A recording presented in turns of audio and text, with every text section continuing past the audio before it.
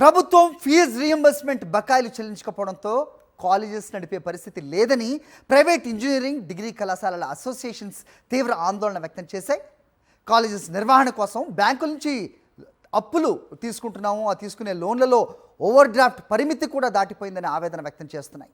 అప్పులు కట్టడానికి మళ్ళీ అప్పులు చేయటం, అప్పు పుట్టే దారి లేకపోవడంతో విద్యాసంస్థల ఆర్థిక పరిస్థితి దిగజారిపోయిందని వారు తెలుపుతున్నారు. ప్రభుత్వ నిర్లక్ష్య వైఖరిని నిలదీస్తూ రెండు అసోసియేషన్స్ వేరువేరుగా బహిరంగ లేఖలను విడుదల చేశాయి. ఈ అంశంపై అప్డేట్స్ మా కరెస్పాండెంట్ సురేంద్ర ఇస్తారు. సురేంద్ర, చెప్పండి. సో ప్రైవేట్ కాలేజీల గోడు ఎవరు వినే పరిస్థితి ఉంది, అప్పుల మీద అప్పులు చేసుకుంటూ పోతున్నారు, ఇక అప్పులు కూడా దక్కని పరిస్థితితో వాళ్ళు అంతా వాపోతున్న పరిస్థితి. ప్రభుత్వం ఎందుకు ఇంత నిర్లక్ష్యం వ్యవహరిస్తోంది, నిర్లక్ష్య ధోరణికి కారణం ఏంటి అనేది వస్తోంది. అలాగే విద్యార్థులు కూడా చాలా ఆందోళన చెందుతున్నారు. ఈ ఫీజు బకాయిలు రిలీజ్ చేసే అవకాశం ఏదైనా కనిపిస్తోందా? ఏంటి మీ దగ్గర ఇన్పుట్స్?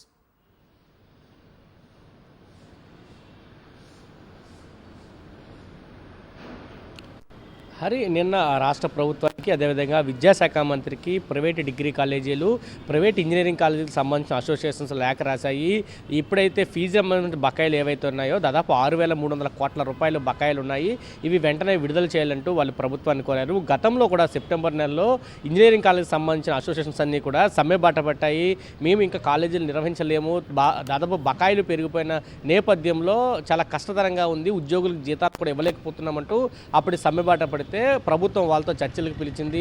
వెంటనే బకాయిలు విడుదల చేస్తామంటూ హామీ ఇచ్చింది. కానీ హామీగానే మిగిలిపోయింది. దాదాపు 5 నెలల కాలమైనా ఒక్క రూపాయి కూడా విడుదల చేయకపోవడంతో అప్పుడు 4,200 కోట్ల రూపాయల బకాయిలు ఉంటాయి, ఇప్పుడు 6,300 కోట్ల రూపాయలకి మేర బకాయిలు పెరిగిపోయాయంటూ అసోసియేషన్స్ చెప్తున్న పరిస్థితి కనిపిస్తుంది.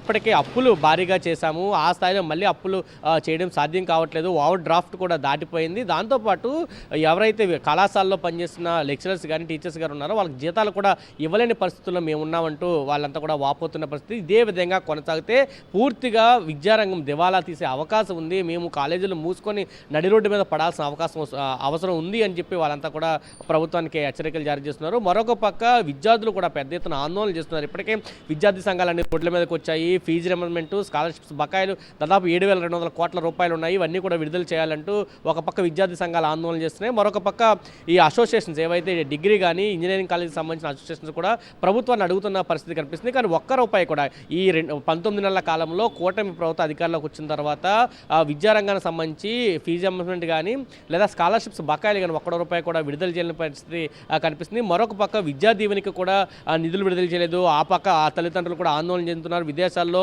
విద్య చదివే వాళ్ళంతా కూడా అక్కడ కాలేజీలు బయటికి పొమ్మంటున్న పరిస్థితి, వాళ్ళు కూడా ఆందోళన చెందుతున్నారు. ఆంధ్రప్రదేశ్కు సంబంధించి చూస్తే కాలేజీలతో మేము మాట్లాడతాము, విద్యార్థులకు ఎటువంటి నష్టం లేదంటూ ఒక పక్క చెప్తుంటే, మరొక పక్క కాలేజీ యాజమాన్యాలు మాత్రం మేము కాలేజీలు నడిపే పరిస్థితి లేదంటూ చాలా స్పష్టంగా చెప్తున్నాయి. ఇప్పటికైనా రాష్ట్ర ప్రభుత్వం స్పందించాలి. తక్షణం బకాయిలు ఏవైతే ఉన్నాయో 6,300 కోట్లు అవి వెంటనే విడుదల చేయాలి, లేని పక్షంలో మేము తదుపరి కార్యాచరణ కూడా వెళ్తామంటూ ఇప్పటికే ప్రభుత్వానికి హెచ్చరికలు.